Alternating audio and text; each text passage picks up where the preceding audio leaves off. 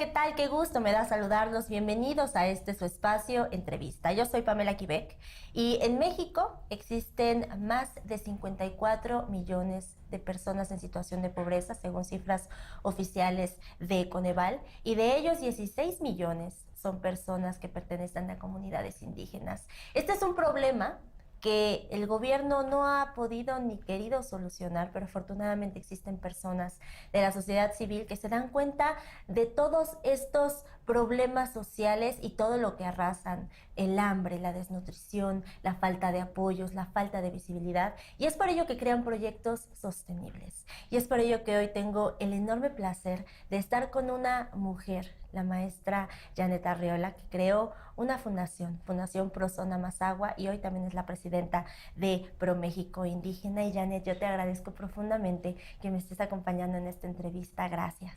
Bienvenida. Al contrario, Pamela, muchas gracias. Es un honor estar contigo. Janet, háblame de tu acercamiento a las comunidades indígenas. ¿Cómo es en un viaje que tú vas en el Estado de México? Bueno, esto empezó hace ya, yo voy a cumplir 25 años. Me invitaron las comunidades mazahuas a trabajar. De alguna manera yo lo soñé. La escuela de mis hijas me pidió trabajar en un voluntariado para trabajar y estar cerca de las comunidades indígenas. Y de esa manera los conocí y tuve la riqueza como persona de sentir ese contacto con las comunidades originarias, que son el alma y esencia de esta tierra mexicana, que saben verte a los ojos, respetar la palabra, cumplir los acuerdos, respetar al medio ambiente, pensar en colectivo en lugar de individual, como este mundo globalizado que nos está llevando y orientando al tener, y los pueblos, los indígenas, piensan en el ser. Por eso quedé enamorada, dando gracias a Dios de la oportunidad de poder servirles en un granito como puente hacia su desarrollo. Pero llegas a estas comunidades y entonces te das cuenta de temas de desigualdad muy fuertes, y también te das cuenta de que son zonas a las que el gobierno desafortunadamente llega solo cuando están en épocas de elecciones, que hay que llevarles el regalito para poder comprar votos. Háblame de esta situación. Hay unas condiciones de pobreza, pero extrema pobreza. O sea, definían en los parámetros de alimentación que extrema pobreza es cuando las personas tienen hambre y tienen más de 3 carencias. Y verdaderamente es increíble que en estados poderosos, en estados ricos, puedas seguir viendo condiciones lamentables de exclusión y marginación. Y como dijiste hace un momento, realmente los gobiernos buscan el desarrollo de las comunidades o realmente buscan clientes. Justo. ¿Por qué? Porque no hemos visto una apuesta certera, fuerte por el tema educativo.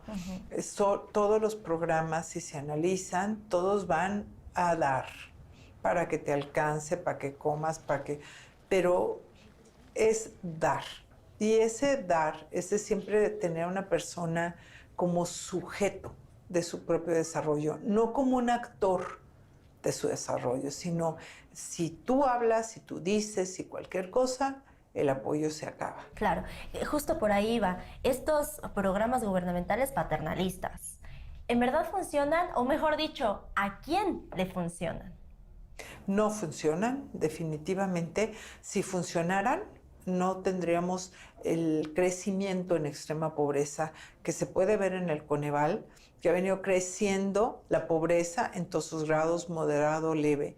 Y le funcionan, definitivamente es un tema clientelar político, del partido que quieras, pero es un clientelar completamente orientado a ver cómo obtengo beneficios políticos en lugar de beneficios para las propias comunidades. Exacto. Justo hay una persona del gobierno pasado, Rosario Robles, que justo creó una cruzada, ¿no? Una cruzada por el hambre, con sus famosas tarjetas sin hambre, que el objetivo era supuestamente que las mujeres pudieran acercarse y comprar los productos. ¿De verdad funcionaban? ¿En qué terminaban comprando en realidad? Mira, nunca funcionó. O sea, realmente, y yo se lo dije directamente a ella y en las reuniones, yo fui parte de la cruzada, como tantas organizaciones de la sociedad civil y empresas, Sí. y te puedo decir en palabras generales que nadie estaba de acuerdo con lo que acabó trazándose y planteándose. ¿Por qué? Porque de alguna manera nos usaron como a manera de validar. Cuando en alguna ocasión una empresa muy importante me dijo, Janet, quiero apoyar el tema de nutrición por mi giro, pon un tema de nutrición. Le dije, mira, yo nutrición, por supuesto, lo hago en asociación con tal y tal otras instancias. Claro. Y me dijo, pero por supuesto que te voy a diseñar un programa de nutrición. Entrevisté 2 Mazaguas y les pregunté, señora, ¿qué le da a desayunar a sus hijos o cómo funciona el tema? Se volteó la señora y me dijo, eso yo no les doy a desayunar, porque eso es deber del gobierno. Entonces ahí están tantos programas asistencialistas mal entendidos que obviamente urge hacerlo porque el pobre niño llega sin comer, el deterioro a su cerebro por la parte nutrimental es gravísimo y es irreversible. Entonces son medidas que son curitas, son paliativos a una enfermedad profunda. Claro. Fui y me dirigí a la empresa y le dije, me bastaron 2 para saber qué es lo que no debemos de hacer. Exacto. Debemos ir al origen. Yo le dije a la señora Mazagua, señora, con todo respeto, no es obligación del gobierno, es su obligación darle de comer a sus hijos. Ajá. Entonces, ¿cómo la podemos apoyar para procurar que usted tenga los medios para generar ese bienestar para su familia? Entonces empezamos el programa feliz. Ella inmediatamente, vamos adelante. O sea, fue modificar la manera en la que tenía planteada la idea, ¿no? Las comunidades son propositivas, son entregadas, son cumplidas. Entonces, ¿qué se requiere en ese seno de ese hogar donde vive esa familia? Se requiere agua, se requiere así, un fogón seguro, porque como cocinas están respirando humo y siguen, o sea, se han hecho 1000 políticas, pero todavía sigue la situación grave en ese tema. La captación de agua de lluvia no con entubamiento, porque entonces no vamos trabajando conforme al las conclusiones de los foros mundiales del agua. Se requiere que tengan una pequeña huertita para poder producir sus alimentos y un pequeño gallinero o chiquero para tener su sustento, su proteína. Claro, y se vuelve sostenible. Poderle dar con el dólar a 3,000, con todas las amenazas que tú quieras encima, todas las debilidades, tiene la familia la oportunidad inmediata de generar su alimento diario. De resolver. Resuelve, es actor de su desarrollo, porque si tú hablas con las comunidades, como lo he hecho muchas veces, y estaría padrísimo, te invito, Pamela, a que vayamos a hacer la entrevista y ellos te contesten, porque yo soy un puente. ¿Qué ha pasado? Que ya ellos no les gusta recibir, no les gusta sentirse sujetos menores, sino cómo me vas dando la herramienta para que yo tenga las capacidades, como decía Amartya Sen, para elegir la vida. Es devolverles dignidad. Exactamente. Así es. Háblame de justamente estos gobiernos que de pronto llegan con proyectos poco fundamentados, con buenas ideas posiblemente, pero mal trazadas, y entonces deciden inclinarse a las asociaciones civiles para que ellos validen que lo que están ellos planeando hacer está bien, y que ustedes lleguen y dicen lo que estás haciendo no está bien, y entonces ellos dicen lo tenemos que hacer de todas maneras porque tenemos tantos miles de millones de pesos y se tienen que invertir aunque sepamos que el proyecto está mal hecho. ¿Cómo te enfrentas a esta situación tú como fundación? Porque al final te buscan para que con los años de expertise pues quede validado de alguna manera. Pues lo que es hablar con claro, decir las cosas como son, y ante te viene como esa desesperanza, es decir, qué barbaridad, porque la mayoría de la política pública se traza en el escritorio. Exactamente. Vamos a llamar a los expertos en pobreza, vamos a llamar a los... No han visto a un pobre ni en internet, para que mejor me entiendan. O sea, han estudiado en algún u otro lugar, agarran un poco de acá, de allá, ¿no? Pero no han ido a una sola comunidad. No han escuchado que quieren verdaderamente las comunidades, cómo se podría trabajar en una alternativa, en una situación. A mí cuando me piden las comunidades Mazahuas, apóyanos, y yo dije, pero ¿cómo se hace eso? Entonces yo me fui desde el Museo de Antropología a decir, a ver, voy a estudiar sobre el pueblo Mazahua, voy a conocer, a estar cerca, y simplemente cuando estás en una extrema pobreza hay una depresión, una tristeza que acompaña todo eso, en donde la persona tiene que hacerse consciente de que lamentablemente está en esa situación.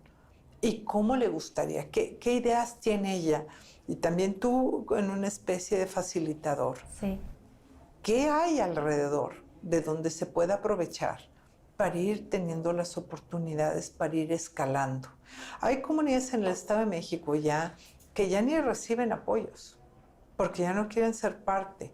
Porque tampoco las necesitan. Bueno, tal vez todos las necesitan, pero ya supieron ser sostenibles, sustentables. Y no quieren ser sujetos de ese cambio. Claro. De ese te doy, pero vienes al meeting con la torta, el refresco. Y así en todos lados, porque se usa de alguna manera... realmente respetar a los pueblos es oír a sus consejos, es oír qué nos quieren decir, oír su voz, aprender de ellos. Para mí ser indígena es aspiracional porque descienden de grandes líderes ancestrales capaces de haber creado en su época clásica un desarrollo en el tema del arte, de la medicina, de la arquitectura, de la astronomía, de la que ni siquiera todavía entendemos. Claro. Janet, ¿es la pobreza una herencia de la que se puede escapar? ¿O es real este dicho de que el que nace pobre se muere pobre? No, la pobreza es una condición, es una limitante que frena el desarrollo. Y definitivamente, Paola, te lo puedo decir y te lo puedo firmar. Y te lo puedo enseñar con documentos. ¿Sabes a qué me he dedicado desde la Anáhuac? Desde la cátedra Carlos Slim de la Facultad de Responsabilidad Social, me he dedicado a hacer investigación profunda de que combatir la extrema pobreza, y te lo demuestro con todos los instrumentos de investigación del más alto nivel, cómo combatir la extrema pobreza no es caro, no es difícil, y es a un cortísimo plazo. Y si no es caro y no es difícil, entonces ¿por qué hay 53 millones de pobres en este país? Precisamente, bueno, hay gran corrupción en todos los niveles. Hay también falta de conocimiento profundo de lo que se debe hacer. Como te digo, desde el escritorio, hoy nombraron a tal y entra una persona nueva, entonces le ocurre que sería maravilloso hacer tal y tal acción, pero no ha escuchado la voz de los beneficiarios, no ha escuchado no está dispuesta tampoco a irse a meter al polvo, no está dispuesta a ir a compartir, a comer, a vivir con ellos, no están dispuestos en ese nivel. Y, por supuesto, lo que yo vería que es lamentable, ¿realmente le interesa al gobierno combatir la pobreza? ¿Por qué? Porque si hay actores de tu desarrollo que te dicen, yo no voy, yo no quiero, yo no te apoyo, yo quiero esto, ¿realmente conviene eso? Claro. Tú has estado muy cerca de comunidades indígenas donde la pobreza es brutal y justo por eso te lo pregunto, por este acercamiento. ¿Sabe igual, se siente igual la pobreza entre los indígenas del Estado de México que los de Veracruz, que los de Guerrero, que los de Hidalgo? La pobreza es exactamente la misma y se vive de igual manera. La pobreza se vive de igual manera. Es una cosa lamentable. Cuando a mí muchas veces de mi vida me dan ganas de irme a la luna, de verdad, de esa impotencia. Pero cuando sabes que esa familia ya dejó la pobreza, la extrema pobreza, que ya no se duerme. Imagínate una madre, te la narro así, una madre que su hijo está llorando porque tiene hambre y se duerme con hambre de cansancio. Y esa mamá, tú imagínate ser la mamá, que al día siguiente no tienes qué hacer. O sea, el niño por un lado tiene hambre y tú no tienes la facilidad, los medios, que están pidiendo una vivienda digna y que todos los constructores de vivienda en general son puro negocio, son puro lobo disfrazado de cordero, y donde están buscando cómo hago negocio en todos los niveles. Claro. No nada más es el gobierno. Estos temas de responsabilidad social disfrazada, ¿no? De vamos a dar el cheque, que se vea cuando entregamos el cheque y nos olvidamos. O te voy a hacer tu casa, por ejemplo. Las casas que tenemos en Chiapas, en el Estado de México, son unas casas que a mí todo el mundo me ha dicho, son chalets, son bellezas. ¿Cómo? Con este precio, ¿cómo lo hicieron? Ajá. Digo, con la comunidad. ¿Cómo hicieron esas presas? Con la comunidad. Claro. Con la mano, con el compromiso, con el trabajo. Y son chalets. Sí. Personas así me han dicho, ¿cómo me convierto en tu beneficiario? Digo, de broma, porque esto es una belleza la casa. Y cuando le digo, costó esto... No, increíble. Me han llegado a decir, ¿sabes qué? O sea, tú no conviene que digas que cuesta eso. ¿Por qué? Porque siempre hay quien le pone el triple de precio y acaba entregando una posilga a la gente. Y además los deja endeudados. Además. Porque tienen microfinancieras propias, o sea, es una cadenita y no es gobierno. ¿No? Y cómo o pueden trabajar también sí, es como te beneficio para beneficiar. Exactamente. Hablemos de Fundación por Más Agua, que me parece una de las fundaciones más lindas de todo este país, porque esta fundación llega a las comunidades, se da cuenta de que justamente en estos lugares es donde se da la mayor cantidad de migración, la mayor cantidad de los hombres, de la gente que se va son hombres, y dejan a las mujeres allí llenas de hijos, porque ellos se tienen que ir a Estados Unidos de mojados para intentar generar dinero. Y entonces llega la comunidad, llega la fundación, a empoderar a las mujeres. Que ese es otro tema, empoderar a mujeres indígenas, me parece que es dificilísimo, cuéntamelo tú. Bueno, en efecto, yo te puedo decir que cuando iniciamos, en una época que se venía poniendo más difícil, ¿no? Los hombres obviamente migran, no nada más a Estados Unidos, que eso es lamentable, sino a las ciudades. Yo te puedo decir, Pamela, y te puedo, el día que nos acompañes, poner con líderes migrantes que han regresado ya a Estados Unidos y que ahora tienen todas las vías de desarrollo económico para alimentar a su familia. Tienen en las pruebas ya de impacto, tienen suficiencia económica los beneficiarios. Quiere decir que les alcanza para vivir y mantener a sus familias. Entonces, el empoderamiento de la mujer es... me visitó un experto en desarrollo en alguna ocasión español y me decía, señora, soy durísimo para el desarrollo, pero lo que veo aquí me tiene trastornado porque voy a escribir 15 días en mi ordenador sin parar, ni un momento. Pero lo que me tiene más impactado es cómo lograron la complementariedad de género. Y yo en ese momento complementariedad, pero luego que vi el término, digo, está perfectamente bien acuñado, porque no es una guerra de sexos, es una complementariedad, porque cada quien tiene sus luces y sus sombras, y es cómo nos complementamos para fortalecernos en un camino común. ¿Y cómo pasó eso? Precisamente, pues si no hay esposo, porque fue a salir a buscar recursos, hay una mujer. Entonces esa mujer entró, sabiendo lo que vale una mujer, y entró a trabajar cuando hay mediciones que incluso una mujer tiene 11 veces más carga de trabajo que un hombre.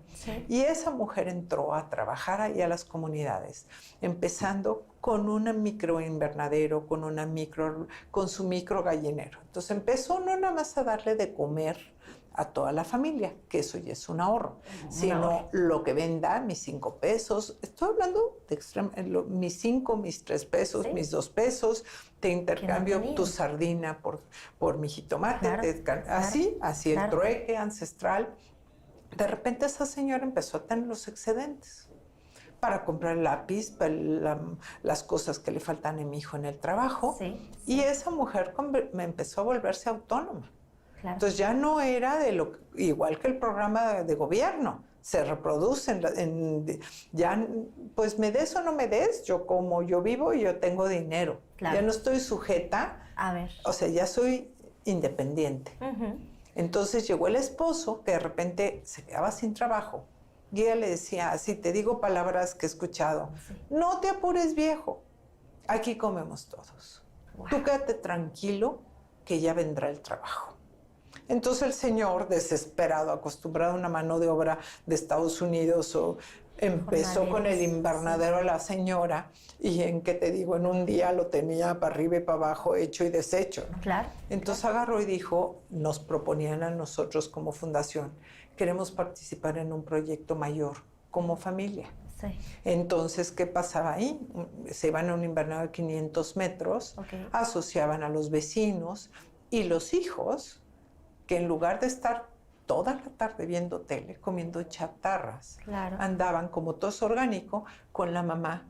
Imagínate la educación financiera desde chiquitos, Sí. embolsando jitomate, deshiervando en invernaderos, viveristas en un futuro, Claro. y viendo que no tienen que emigrar de grandes. Exactamente. Porque ahí hay trabajo, porque se gana dinero, porque están educándose. No nomás van a la escuela, por supuesto, o sea, Sí, sí. pero en lugar de estar en la tele, tomando chatarras, se integró la familia. Claro, y están tomando decisiones para su Entonces futuro. ya el hombre no ve a la mujer como la que yo mantengo, Claro. sino somos complementarios. Claro. Entonces, Perdón que te interrumpa, hablas de algo que a mí me parece muy valioso, riqueza con identidad. Háblame de eso. exactamente, mira, incluso fue del 6º foro y puesto por los propios indígenas, Sí. de la extrema pobreza a la riqueza con identidad. Sí. Esa riqueza, lamento, y Pamela, no sabes, yo de verdad así, de levantarme, de decir que no se haya incluido en los Objetivos de Desarrollo Sostenible la cultura. Es un tema cuando yo te puedo decir que para mí la cultura es un eje hacia el desarrollo y una recomendación que voy a hacer en mi tesis doctoral. Si tú logras que toda esa cultura, esa riqueza, cómo se incorpore a la vida diaria, cómo vamos a hacer un gallinero maya, pues vamos a hacerlo con guano, con materiales de la región para que haya frescura, para que haya que las gallinas estén fuertes y coman bien y esté magnífico. ¿Y cómo vas a hacer un invernadero en Michoacán? Pues lo vas a hacer, las comunidades decidieron hacerlo de adobe o decidieron hacerlo de tabique blanco porque lo querían así de esa manera. Claro, o y porque les funciona de esa manera. o el adobe hecho a mano Sí. en Guerrero, que es un deleite, ¿no? En fin, creo que y cómo tu traje, esos trajes de reyes y de reinas, es lo mismo. O sea, el traje es una expresión y la lengua de toda esa riqueza y sabiduría. Claro. Se impregnan en todos los quehaceres de la vida, en todas las dimensiones hacia el desarrollo. Janet, a mí ya estamos casi por terminar, pero me gustaría que me platicaras justo de esta expansión. Fundación Promazagua, que solo apoyaba a mujeres y hombres indígenas en la comunidad Mazahua del Estado de México, y de pronto crecen, se convierten en Proméxico Indígena, y son 7 estados de la República, y entonces ahora es Atzetzales, Apurépechas, Amayas, Agente Otomí. Dame un resumen, tenemos apenas minutitos, pero platícame de esa expansión. Pues inmediatamente, a lo mejor no tienen internet los indígenas, pero tienen maravillosas formas de comunicarse. Sí. Fueron peticiones otomís del propio Estado de México, de Acambay. Cuando hicimos el segundo encuentro México Indígena, estuvimos en Chiapas haciendo los encuentros regionales y los celtales nos pidieron participar. Sí. El entrar a Campeche fue una petición del gobierno estatal de Campeche, Sí. Al igual que entrar a Guerrero fue una petición que nos hizo Zagarpa de Sí. poder trabajar allá. En Oaxaca fueron las propias comunidades y ahorita por el tema de desastre entramos en el Istmo y en la región Mije. Ok. Y en la Purépecha, los purépechas de la meseta literal iban diario a la oficina. Wow. Y así tenemos peticiones de que ellos quieren compartir esa experiencia. Claro. con la cultura y con el respeto de cada región, de cada trabajo y de cada pensamiento. Pero la invitación, la mayoría de las invitaciones que hemos tenido, salvo las que te platico, Sí. han venido de la propia voz de las comunidades. Pues Janet, yo te agradezco profundamente esta entrevista. Por supuesto, también aceptamos la invitación a poder conocer toda la labor, todo el trabajo que has hecho a lo largo de 25 años y sin duda, pues estás enalteciendo a la comunidad mexicana, a la comunidad indígena y eso es algo que sin duda tenemos que agradecerte. Muchas gracias, Pamela. Al contrario, es un honor. Te doy las gracias y me atrevo a hacerlo a nombre de verdad de qué es lo que puedes hacer tú mejor por los pueblos. Comunicarlos, comunicar la riqueza, la grandeza, que son el alma, esencia de esta tierra mexicana, esperanza de un futuro mejor y que tenemos que trabajar por enaltecerlos porque ocupen el lugar que les corresponde en la historia. Te agradezco mucho, Janet, muchas gracias por habernos acompañado. Y a todos ustedes les agradezco mucho el favor de su audiencia. Yo los dejo con toda la programación de RT y nos encontramos en otra entrevista. Mi nombre es Pamela Quebec. Cuídense mucho.